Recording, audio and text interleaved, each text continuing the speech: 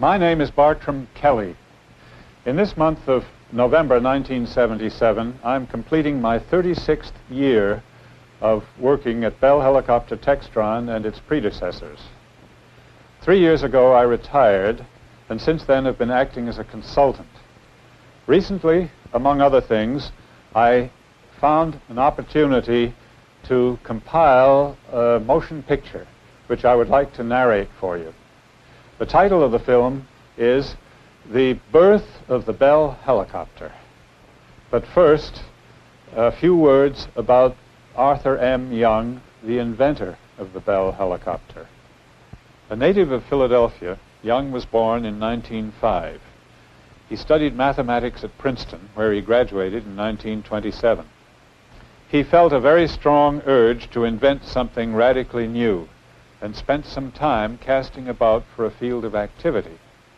By December of 1928, he had finally decided to devote the next 15 years of his life to inventing and creating a helicopter.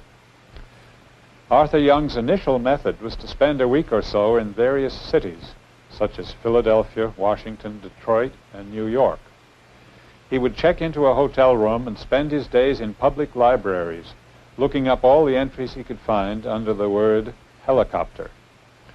In this way, he became well versed in the patent literature and the history of early helicopter research. He found that a helicopter had succeeded in hovering for a few minutes in Ohio in 1923, and he read accounts of the experiments of many pioneers in the field. His next step was to set up a small aeronautical laboratory in the barn of his family's home in Radnor, near Philadelphia. In 1929, if you announced that you were working on a helicopter, you were considered eccentric, to say the least. And if you were a young man of independent financial means, as Arthur Young was, it took lots of courage and persistence to devote your full energies to what was thought of as a crazy invention. But persist he did. From the start, he developed the habit of taking movie films of all of his experiments. After he joined Bell in November of 1941, fortunately, he continued this habit.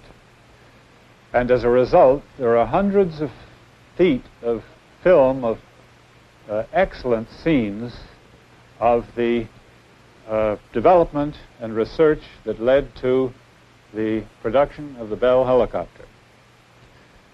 After this production started, Arthur Young gradually withdrew from the company in the late 1940s in order to devote full time to what he considered his life's work. This, in his own words, is a synthesis of science and fundamental philosophy. Recently, he has published 2 books which partially explain this work of his.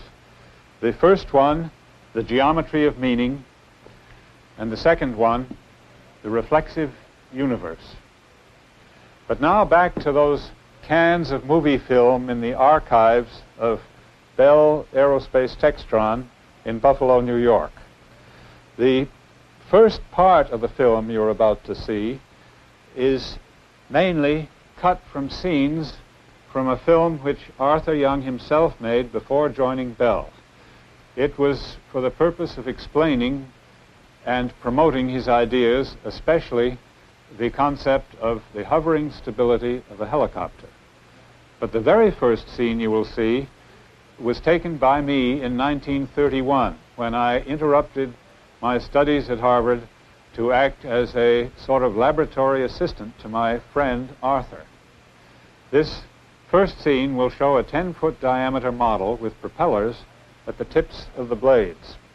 The propellers are driven by a centrally located reactionless gear driven by an electric motor. The reactionless gear was the subject of Arthur's first patent. Now, this flight is typical hovering instability.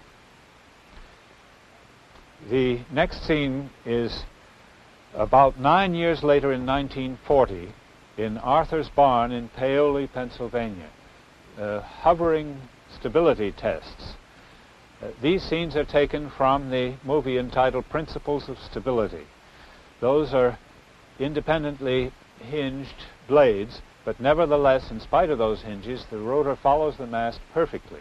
Now, there were authorities at that time who thought that that would not be the case. In fact, it was even in printed reports. But Arthur quickly proved what is now obvious, that even the hinges will not prevent the rotor from following the shaft very rapidly. This is typical of the model testing that he did. It's a coaxial design. The rotor on the bottom, which you see flickering, is merely to take the torque out. And that is a pair of balsa blades, whereas the upper rotor is the lifting rotor. The torque between the two is equal, but since the upper one turns faster, it has most of the power. Arthur had to learn mass production of these little model blades. In fact, he taught a neighboring farm boy how to make them so that he could quickly rebuild and make the flights again. Now, there's the stabilizer bar, and this is December of 1939 when he hit upon the idea of the bar. Notice how the rotor no longer is attached to the mast so rigidly that it lags behind when he rocks the model in that cradle. There, immediately you see that, of course, it flies perfectly stably. That's inside his barn. He's even unable to upset it by jiggling it that way. And so he can make free flights outdoors. Now, this model has no control, and so it's being blown by the wind. That's the reason it moves toward the left. The only control, of course, is to the voltage to the motor, a 110-volt motor to which he applies a 210-volt line with a rheostat. The fuselage legs seem to be spinning there simply due to residual friction in the gear. Here he's replaced the bar with a flywheel. The flywheel turns at the same speed as the motor, and the rotor is turning 1/13 the speed. Now notice when he rocks the cradle that the rotor hardly follows at all. In fact, when he leaves the cradle over to the side, the rotor takes an extremely long time to take on the same angle.